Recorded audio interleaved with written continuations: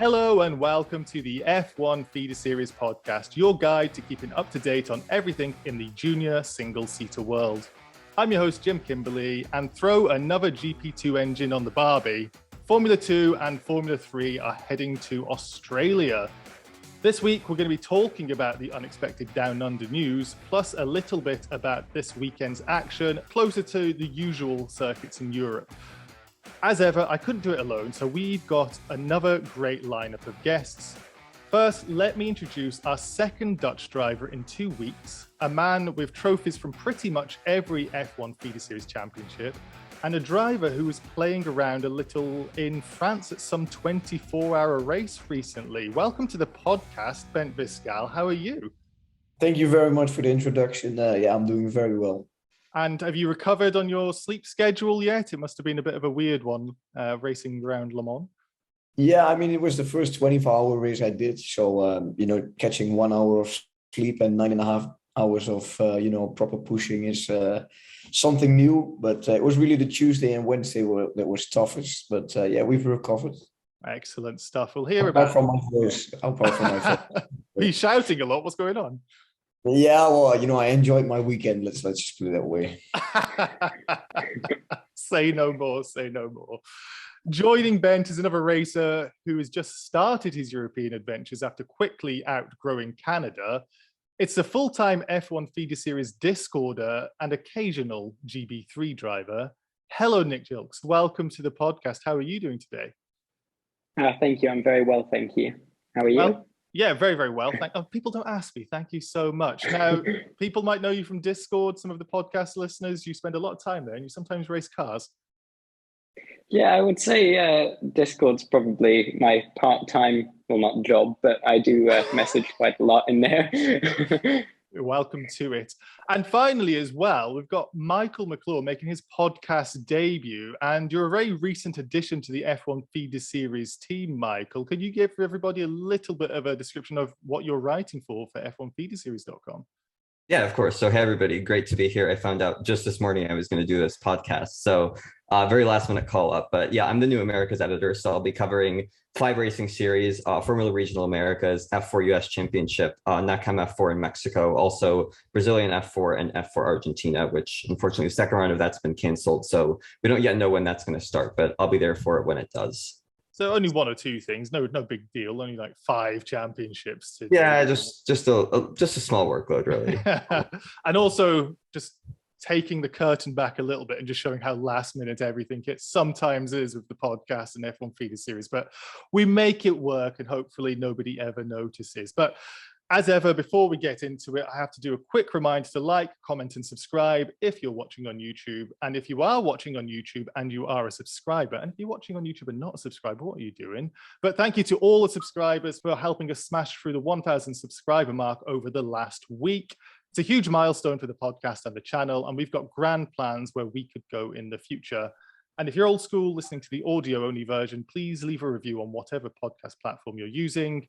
We've nudged up to 27 reviews on Spotify with a 4.6-star rating and sit pretty on Apple Podcasts with 5 stars. Thank you to everyone who leaves a review. It really does help us out.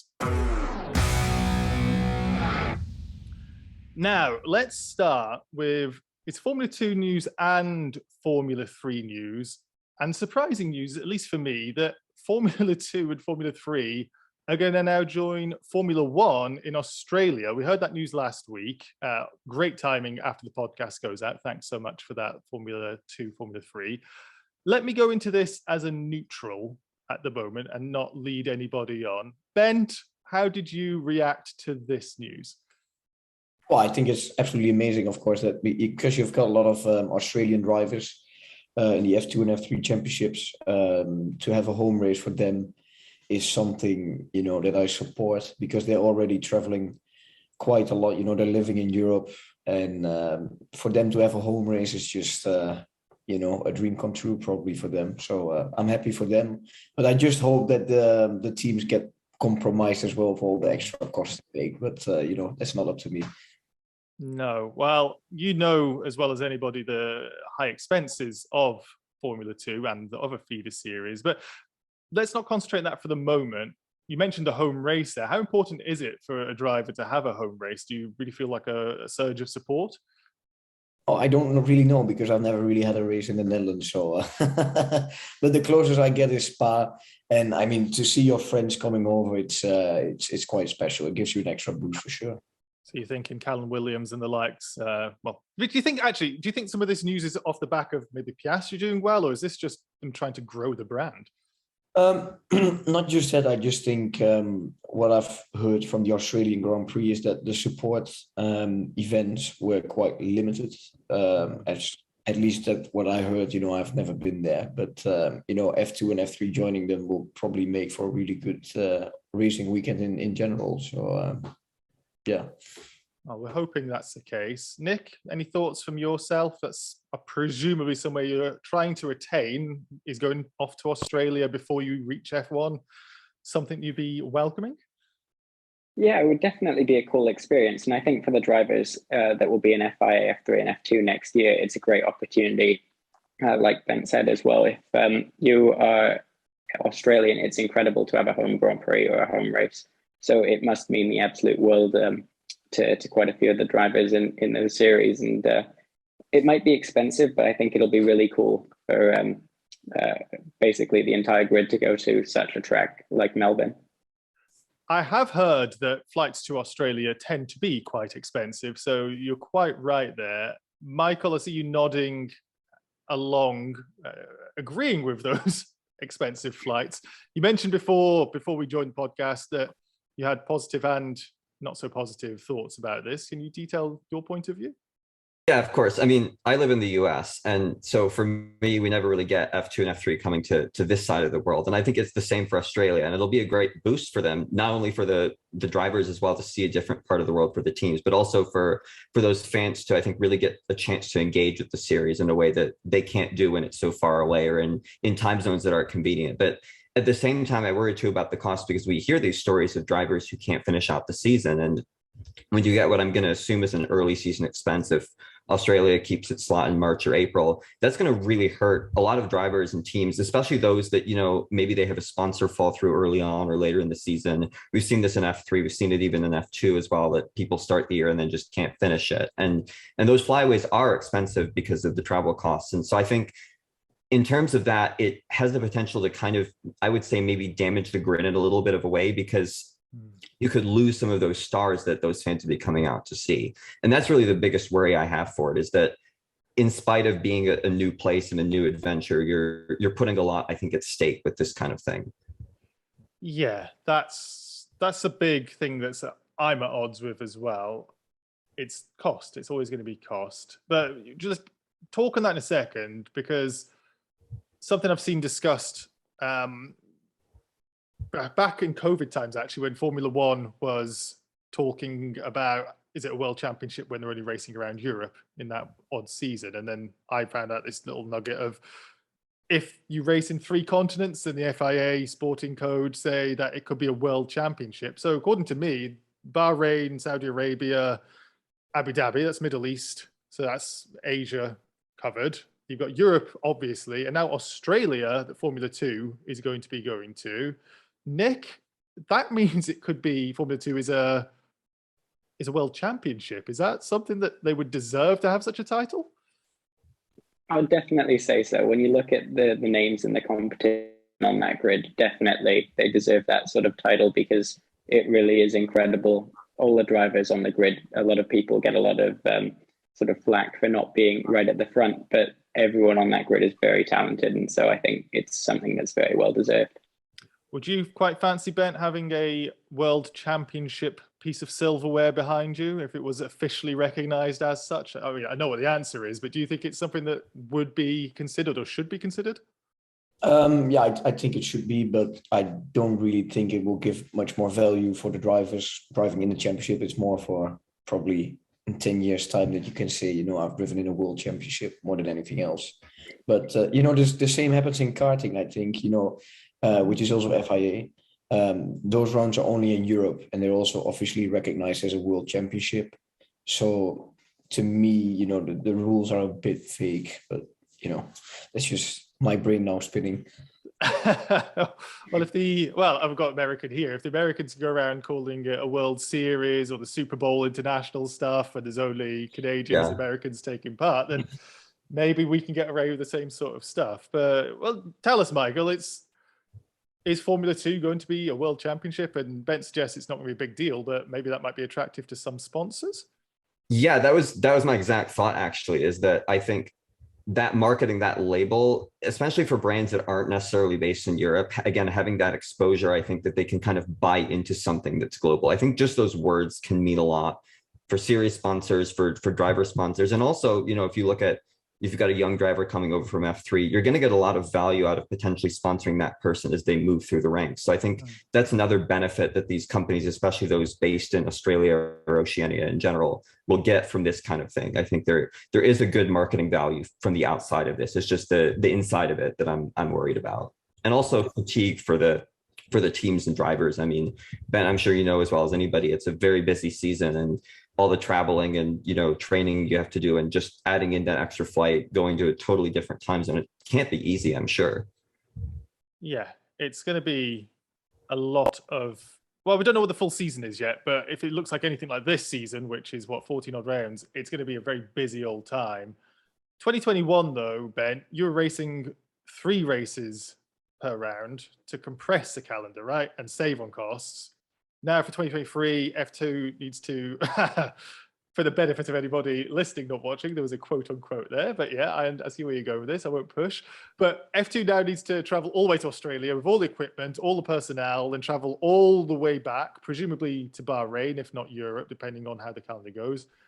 That's somewhat at odds with cost saving. Is that something that, well, maybe you know more than we do, that Formula 2 is forgetting when they announce news like this, and Formula 3? I don't necessarily think they're forgetting it. I think they always try their best to compromise the teams. Whether it's always a fair share of it, I'm not sure. I won't comment on that, but yeah, we'll probably bring extra costs for sure. Ben, I'm going to suggest when you retire and the book comes out, then you're going to have something to say about this when your poker face isn't so good. There is some things to say, but in all seriousness, what can you say at the moment about those sorts of costs? Is that something that does get discussed with the drivers? That if you're going to be doing more races, you need to be bringing more money because it's going to be more expensive for the season? I think it's more discussed on a team level. You know, I think it's more a thing for team managers, and you know, I don't really think the driver's opinion mattered that much. I think it's more of a team matter. So it's a halfway point for FRECA after Zandvoort, and after Dino Beganovic looked unstoppable with P1s and P2s in the opening 7 races, 8 if you include his French disqualification. It was instead teammate Paul Aron who took both wins, Dino getting a best finish of P3. Now, this championship looked like, well, almost like Formula 1 with somebody running away with it. But all of a sudden, maybe Paul Aron and Gabriel Mini could be making it a championship fight, Michael. How did you view this weekend? Yeah, I think I would say this weekend was kind of quite a turning point, and really continuing on from the last round in Le Castellet, where Aron, again, he won a race and was third in the other one. And there was no stopping him. And Beganovic honestly didn't even look that close. I think it's one of these cases where when you just think back to last year, we had Gregoire Saucy really set this great precedent at the beginning of the season. And then later in the year, he was still doing very well, but he wasn't quite as dominant. He didn't sweep any weekends. And I think we're kind of seeing the same thing with Beganovic, that he stretched out this very big lead early on, had the disqualification in the race 2 of Le Castellet, but aside from that has been just on the podium and everything. And I think now he's gotten to the point where he can just manage the championship lead a little bit, still do very well, pick up the points. And I think that's really his big aim. And same kind of thing we see in Formula 2 with Drugovic. He's got this huge lead, and all he has to do really now is just make sure he doesn't have any huge mistakes. Aron, of course, this is a great chance for him to get back at it. He really needs to win this season, I would say. It's his 3rd year in the championship. Didn't have a great one in 2020 when he started last year. Obviously, I think he was 3rd. So now he really has, he has to be in the top 3. Same with Hadrian David, who's really struggled this year. He had the win in Monaco and was doing really well, but otherwise just not a single podium. And I think we're seeing in general, our ace is just not really at the same level that you would think them to be. Just a point there, and great segue. Thank you, Michael. The Hadrian David part. Now, for those who maybe didn't watch FRECA over the weekend, listening and watching, David finished second in the first race, and then they've got the new push to pass system in FRECA at the moment, and he used it as along with another driver just before the start finish line. And he cruelly had a penalty applied. Well, that's not cruelly, it's a rules, but he cruelly lost out on his podium position.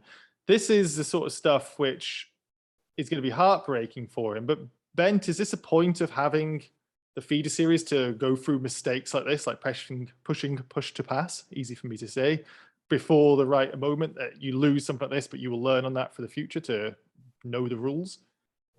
Yeah, I mean, I think it's just part of the process of learning. We all make mistakes, especially racing drivers. So it's just a bit of a cruel thing to lose out on. But in the end, I think it only makes you stronger. Especially racing drivers. I'd say especially politicians make the real mistakes, but racing drivers as well. What's your biggest mistake, Ben? Tell us that. If especially racing drivers. Well, I remember this one karting race, which was funny. There was this warm-up lap, and I was actually very fast, but it was raining. I spun twice in the warm-up lap, although I was probably gonna be going for the win. And I just remember my father being on the sideline, and he said, "Son, I'm not angry, but I'm just very disappointed." I'll never forget. So, Nick, anything you've got to say that's similar to that? Do you have I mean, that's the iconic thing, isn't it? I'm not angry, just disappointed. That's the line. It's part of life again, isn't it? We all make mistakes. Nick, anything like that for you? I wouldn't say that. It's like we all make stupid mistakes at times in motor racing, as Ben said. Especially drivers, apparently. That's what I've just heard. It's so common. It is so often. Like this year alone, I've had a few mistakes where I've immediately after gone like, what was that? Sort of example being, let's say Alton Parker went off in the wet in practice on lap 3. For example. So we all make mistakes like that, and it's just important to take away from them and learn from them, sort of thing.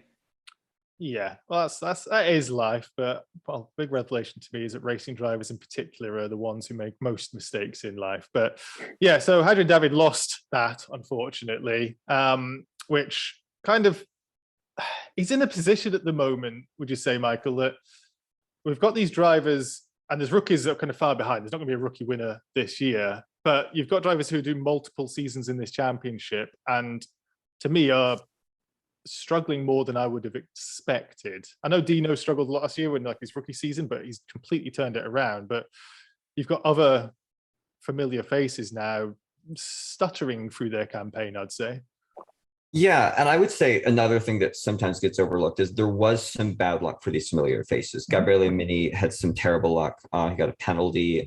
He also, first race of the season, both him and Aron had accidents. Obviously, it was kind of a big mistake that Mini, I think he ran into the back of Beganovic on a safety car restart. But you do say that they're really not lacking pace. I would say those three, Beganovic, Aron, and Mini, have been comfortably the three fastest this year. But for David, he just has kind of lacked that little bit of extra spark that you would see. I mean, he did great in Monaco, but aside from that, I would say he's just been quite anonymous, really. His teammates at RA Sportoletto has been there. Fusha took that podium in the opening race, and he's pretty much faded since then. So I think just the team in general has been sort of struggling with it. ART has been decent. I wouldn't say great, especially compared to last year when, Saucy ran away with the title. We've got Mini in third. He's, I would say, still in the fight. Mari Boyas had a pretty good season, but is I think down in 8 at this point. And Lawrence Van Hopen, obviously, it's his first year in cars. So he's really just taking this season to adapt. So I think we're definitely seeing quite a lot of strength at Prema. They've got experience, and they've got Montoya, the rookie leader, as well. So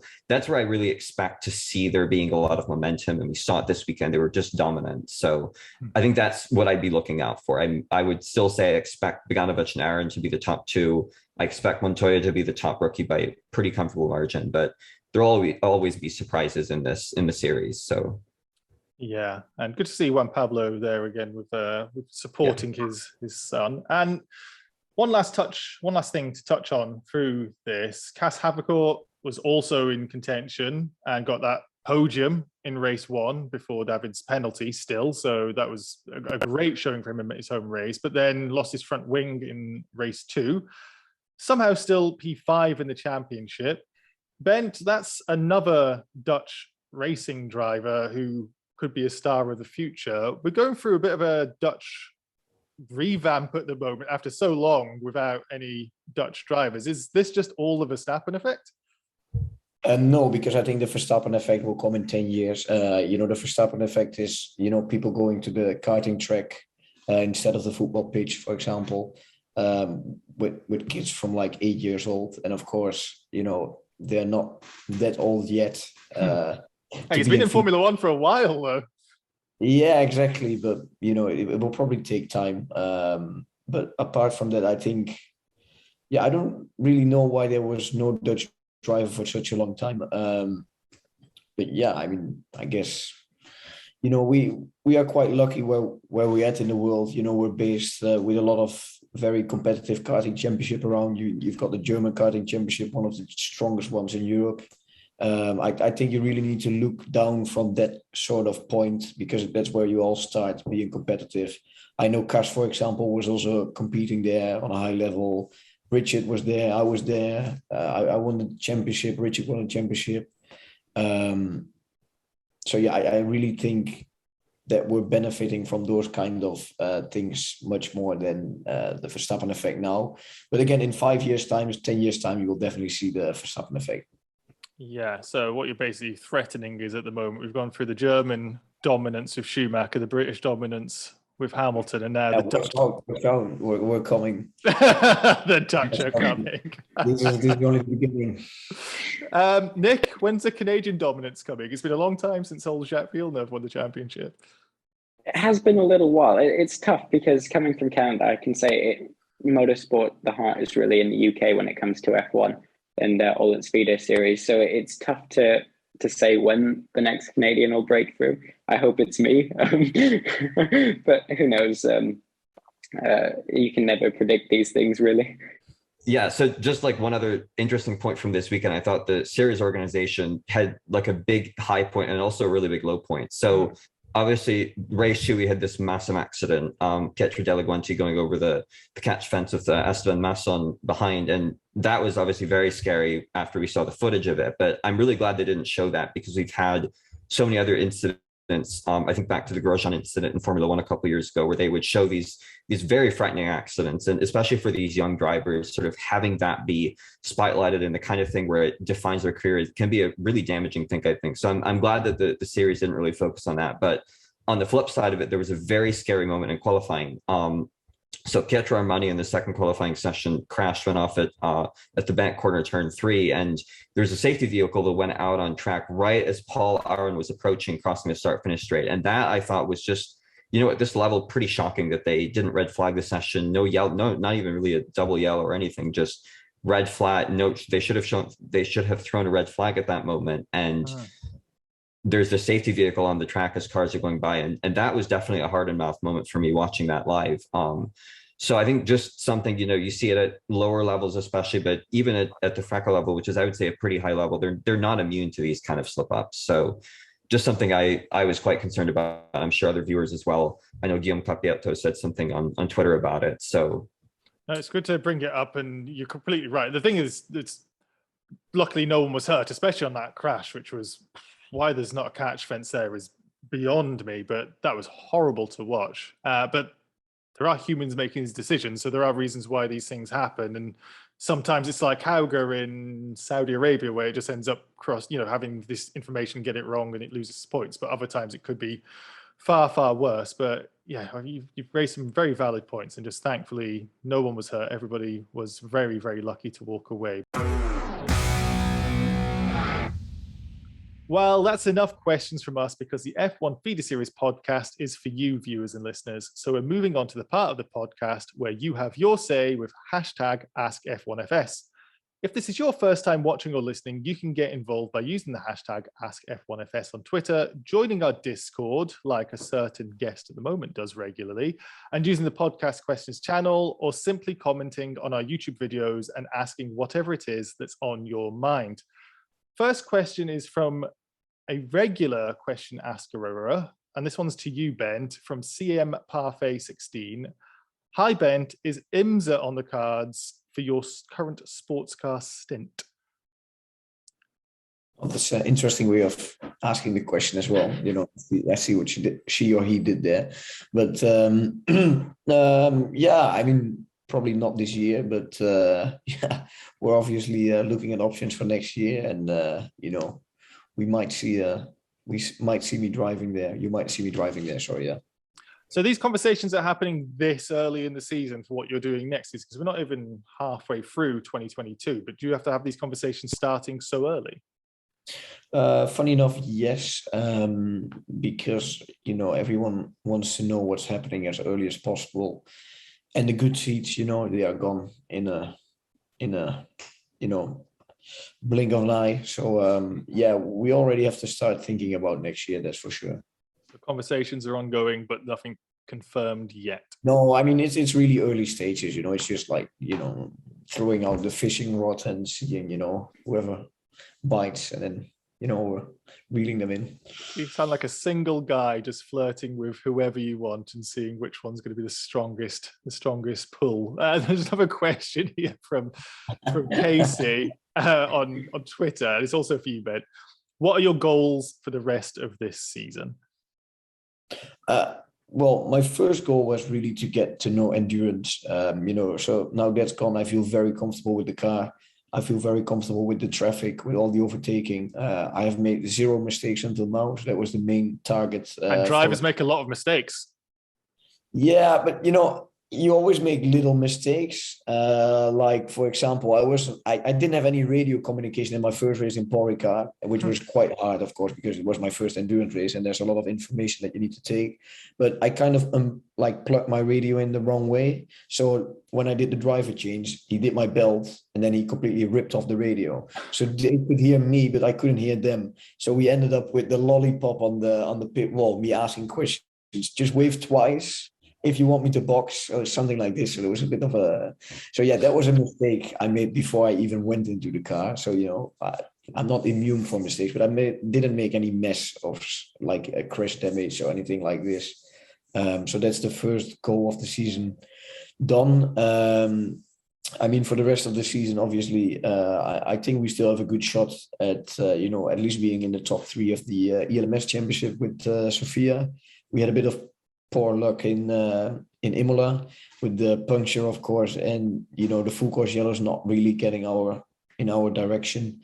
Yeah, again, I just want to learn as much as possible and really enjoy it as well, because it's just so much fun to drive 2 hours in a row without thinking about tire wear or you know, anything like that. It's just it was kind of a really new thing to me at first, but it's so enjoyable. Right. You know what? We spoke to Gianluca Petikoff recently, and it was the same sort of stuff, like getting out of the single-seater world. You just seem to be enjoying the racing a lot more. So it's great to hear that it's the same for you right now as well.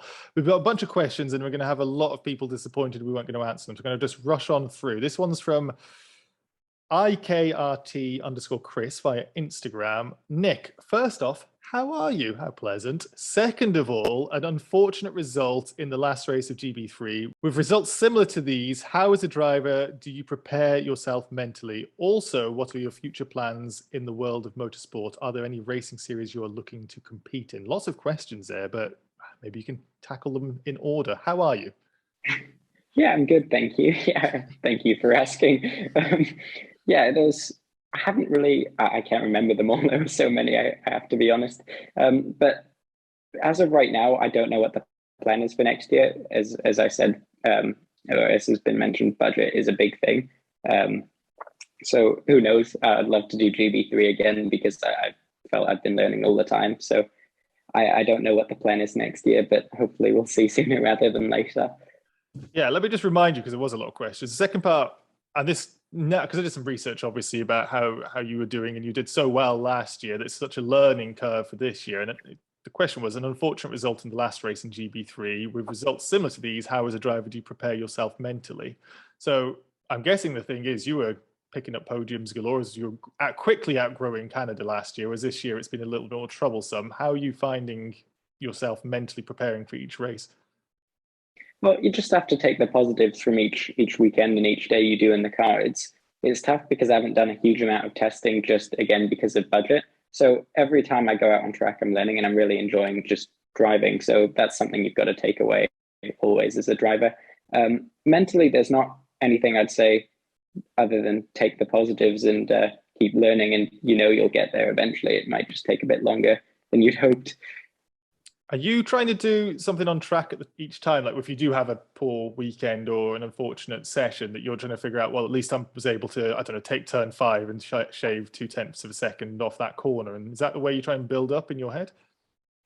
Yeah, it's more learning, not necessarily about a specific corner, but sort of the type of corner, like high speed, low speed, medium speed. We can tell through looking at the sectors at each track we've been to. I've been pretty respectable through the slow and medium speed stuff, but I've really struggled to get used to downforce. So you just have to keep building off what you do at each day in the car, and just accept it might take a bit longer, but just keep building. Yeah, every single minute in the car is another minute you can add up. This one's from Lorena for you, Bent, and they want to know, curious how Bent compares endurance to feeder series experiences. Anything he found especially challenging, apart from plugging in your speaker, your headphones? Even more interestingly, is there something he thought would be challenging but surprised him positively? So yeah, on the last subject, it's definitely the traffic, because as a single-seater driver, I think the thing you hate most is traffic. Even if there's like a car slowing down, you're still pissed off. You've got all these GT cars, being 10, 20 seconds a lap slower than you. It's so satisfying to, adapt the whole lap. You see them going in Le Mans, you see them going into the Porsche curves. And at some point you just know when you're going to hit them on the right one, going to parking. And that's really satisfying. And I enjoy that a lot. One thing, I cannot really say I do not really enjoy anything that much. Well, of course, in single seaters, you've got the purest form of, let's say, the speed, the sensing of really, the wind coming by, this kind of stuff. I do miss that. Also, the single lap performance of a Formula 2 car, for example, is something that I do miss. But man, there are so many positives on this endurance world, and there's always going to be pros and cons, but at the moment I'm just enjoying it a lot. Oh, great! Like I say, great to hear. It's so positive to see people know that there is a. It's important. Everyone reaches Formula One and is like, oh, great Formula One. But then you see some people leave Formula One and some people never make it and just seem to be doing so well for themselves when they get out. A certain recent Indy 500 there's a whole other world. There's a whole other world that we are not quite aware of, I think, as a feeder series driver, because we're so focused on that one goal. And again, I still want to make it to Formula One, but it's going to be very hard, I know. But in the meantime, I want to enjoy it as much as possible. And again, this whole world that opened up for me is just, it's been a big blessing, to be honest. Oh, again, I'm smiling because I can tell how happy you are as well. So it's great to hear. There's another question here which requires a bit of thinking, so I probably should have asked you guys beforehand. And we've got it here down for Nick, but I guess it's for, all of you. In fact, I'm going to change it and get each of you to have one thing, because the question's from AS19, Alex, obviously friend of the podcast, friend of F1 Feeder Series. If you were in a position of power in the FIA, which 3 things about junior Formula would you change to make it better? Now, I was going to ask you specifically to you, Nick, but I'm going to ask for one from each of you. Who wants to go first? I'm going to pick on somebody. Right. Nick, you're going first. You were going to be first. They're going to go Nick, Bent, Michael. Fair enough.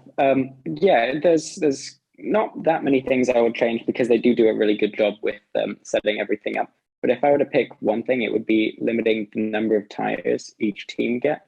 That way you can sort of, not across a weekend, but I mean, just for testing, because that is something that makes a lot of difference for drivers. And when you limit the tires, obviously, it means you can't go and spend a load of money because they are extremely expensive.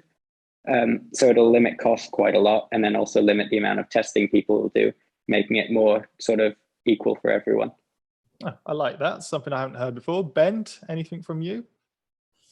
Yeah, I'm just thinking of a lot of things, but Which one goes to the top, right? Yeah, which one is politically correct? No, I mean, it's always easy to say from the outside. There are a lot of things that has to be changed, but there are a lot of angles to all the stories. Yeah, I don't really know what to say. I mean, I would definitely have a closer look at all the private testing. Have a real look to really limit the costs and really have an equal playing field for everyone. But again, this is very, very hard to control because you cannot be at the same circuits. You cannot be at all the circuits all the time. But that's something that I would definitely have a closer look at. Yeah, I think it's fair to say, I'm not going to push you on this because I understand why you don't want to talk about it, Ben, but as we know, there's not any parity between the budget that some people bring. That also then means there's not parity, as Nick was alluding to, in the track time for everybody to bring. And of course, somebody who spends more time on track is generally going to be a bit more comfortable with the car. So I think that would be a very good suggestion too. Michael, what would you suggest as a non-driver? Yeah, I mean, obviously I don't have the experience that Ben and Nick do, but I would say one thing that I've seen come up a lot, and I would say generally makes sense, is the cars have gotten really quite heavy recently. And obviously with this extra weight, it comes with extra cost, there's extra equipment. So I think on the lines of cutting costs, I think just making the cars themselves cheaper would be probably the most sensible thing. If you go back 15, 20, 30 years, even further back, the cars were lighter and they were smaller, and you saw the costs were lower. Obviously there's inflation, there's a host of other economic factors, but safety, of course, and you want to make sure that they are as safe as possible. So it's a real trade-off, but I would say just looking for improvements in that way. Can you make the cars in any way maybe not quite so chunky? The new F4, the Tatas that they introduced this year is quite huge, and I think that's something where you have seen an increase in the cost compared to the series that are using the older one. Yeah, we spoke about that briefly last week with Charlie Wirtz talking about it, and then your compatriot Bent, Richard Viscaal, was mentioning just a cost difference from when he was racing there. I think it's different now, but he was saying that when he started, karting was more expensive than Formula 4, but that's switched around with the new car. But again, we understand why. Formula 4 being lighter and cheaper, or say that again, sorry? How do you, I mean, you mean that the Formula 4 was cheaper back then than it is now, or? Yeah, it was one cheaper than it is now, but also it was cheaper than karting. So Richard was saying he was spending 10,000 euros per race on karting, and that was more expensive than his actual Formula 4 championship when he started. Yeah, definitely. Yeah, I mean, especially if you do it as a privateer, karting is still expensive, but it's still a lot cheap. It can be cheaper than it is now because there are a lot more professional teams in karting now than there were 6-7 years ago. And Formula 4, I mean, I think Richard and we both drove the same championship. He was, of course, 1 year before I was. But the championship back then was sponsored by a certain Russian bank. That's, of course, not a sensible topic. But one thing they did well is organizing this Northern European Championship together, with the Netherlands, with Finland, Estonia. So the budget for that championship was actually cheaper than karting, exactly. And you were doing a lot of races for relatively little money. But I think the championship is gone 2 years after, it went away 2 years after I did it, which is a big shame. But yeah, I mean, one thing on the lighter cars, I do definitely agree. Cars nowadays, they are too heavy. The best car I drove was definitely the Euro Formula, the old FA F3. I mean, it was so nimble in the corners and so tricky and high speed, but it still had proper downforce, although it was underpowered. But driving a car which is only 575 kilos with driver in it is math. It's insane. It's mind blowing the first time you drive it, and then of course Formula 2 is very heavy. I think with drivers 850. which is of course a huge increase in motorsport. You know, these kind of increases you definitely feel. Yeah, we've spoken before, and just the tires themselves, or the wheels, should I say, adding to the weight. I'm just going to rush through some of these questions here to try and get through as many as possible. This one comes from Hampus Kildemarcuson. Sorry for completely butchering your name there. Nicholas, coming from F1 esports and other sim racing stuff, how does it help you on the real track? Well, you get to practice a lot on a sim, and that helps a lot in any sort of way. Really, you can learn a track. You can test a lot of things on a sim. It's not obviously the exact same. It really does teach you sort of the fundamentals you need to figure things out when you go to a track for the first time, that sort of thing.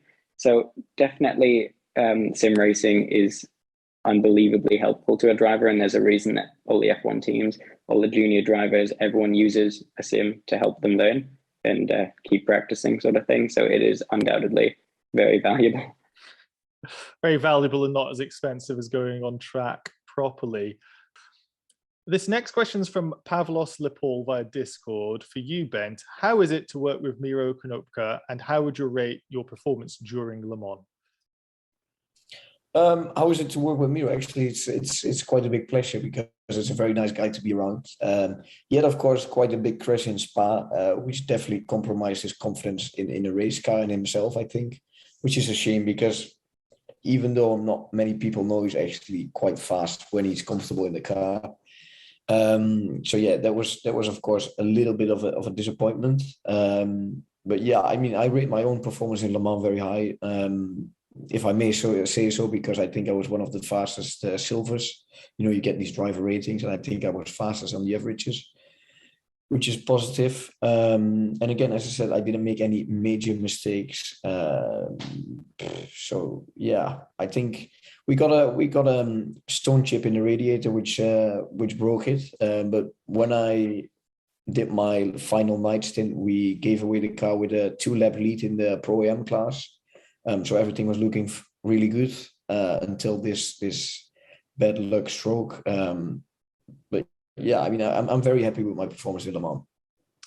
Yeah, it's funny when you race for 24 hours that you end up with all these odd little bits of attrition during the race, isn't it? Stone chip can just change everything. There's another question for you here from Fossey King via Discord as well, Ben.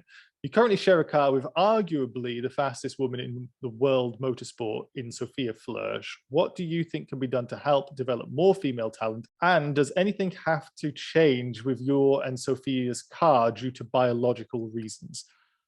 I guess that's to do with the seat, maybe. Funny enough, no. We're very lucky to have the same seat. Of course, it's not perfect, but you know, it saves a lot of time in the pit stops, or at least a lot of stress. So definitely not. Sorry, what was the first part of the question again? Yeah, the first part was to do with that Sophia's obviously such a fast driver herself, but what do you think could be done to help develop more female talent? I'll come to you in this in a second as well, Nick, because of your sister who's in W Series, but how about you from your perspective, Ben? I think there will naturally be more female racing drivers in a couple of years' time, again, because of what you see on TV, Formula One being more hyped than ever before. I think it's also quite popular with women nowadays, or I mean, little girls in this case, because after Liberty Media took over, I think they really chose for a bit of a show effect as well, which is of course attracting more people in general, and especially girls, because you know, you really had to be into motorsport to like Formula One. Let's say in 2010, 2012, you really had to know what was going on strategies. I think everything is much more simplified also because of social media. So I think we will naturally see more girls in racing in general. I think you raised some really good points with the social media elements of that as well, which I hadn't even considered, just in popularity away from the genders. It's just becoming more attractive and more viable for everybody because we see it on television. Now, I alluded again, Nick, to some questions of your sister. There was a bunch of questions about Megan. This one's from Sam. How is Nick's relationship with his sister? Is there any way you can help each other on race weekends? Well, yeah, we're pretty close, I'd say. And obviously we're driving for the same team now with me in GB3 and her in GB4. So we can share a lot of, not data, because obviously the cars are very, very different, but you can sort of pick things off of each other. So if she's doing something through a corner, I can learn from that if it's quicker, or if she says it feels good, then I can try it in the GB3, and vice versa as well. So we can definitely help each other in that sort of way. And obviously she's very experienced. As you said, doing the W series at one point, she's driven now in GB4, Formula Ford in the UK. So yeah, she's done a fair amount. So always learning from Megan. Well, that might help you answer this question. And it's a one-word answer from Tom Evans Photography. Who's faster, you or Megan? That's not a one-word answer. There's a smart answer, and there's everyone's own opinion. So to save my sister probably killing me, I'll say Megan. But who knows? We rarely drive the same cars, and it really depends on the car as well. Because Megan, when she's good in the car, she is very, very talented. But who knows? Well, you're setting yourself up nicely without knowing it here, because this final question for this podcast is from Discord, from Megan Gilkes. For Nick, what exactly happened in the semi-final of the 2021 Formula Ford Festival? You hit me. Nice one, Megan. Is that your recollection of it? Well, yes. At the festival, it was wet, and at the first corner she spun but did a full 360 and ended up facing the right way. And then at the second corner, she got hit the first corner, it wasn't her fault. And then the second one, I think she tapped the car in front slightly and lost it, and I was alongside her at the time, and where we sort of just went, I don't know how to describe it other than that, T-boning across the track. So her nose ended up in my side pod, and so very awkward phone calls and conversations after that. Makes Christmas a bit more awkward as well. Am I right in saying that was the first time you two raced together as well? Not in a car. Technically, no. In cars, no, but it was the same year. It's the first time in cars. In karts, we raced when I was like 6 and she was 11 or 10. And then in cars, yes, not Montreal, but in Montreal, in Canada, we raced in 1600 against each other, and then it ended quite badly at the festival. Well, let's leave it there. It's Megan's fault, but she's a faster driver, so I think you've evened it out with the sibling rivalry there. I'm afraid that is all the time we have this week. Thank you, everybody, for watching and listening. If you'd like to have your question asked on a future episode, use the hashtag AskF1FS on Twitter. Drop any questions below if you're watching on YouTube, or let us know what questions you have on your mind on our Discord. Look for the podcast questions channel. If you are watching on YouTube, dropping a like on the video, leaving a comment and subscribing to the channel all really helps us out. And if you're listening, leaving a review on the podcast platform you're listening on is greatly appreciated.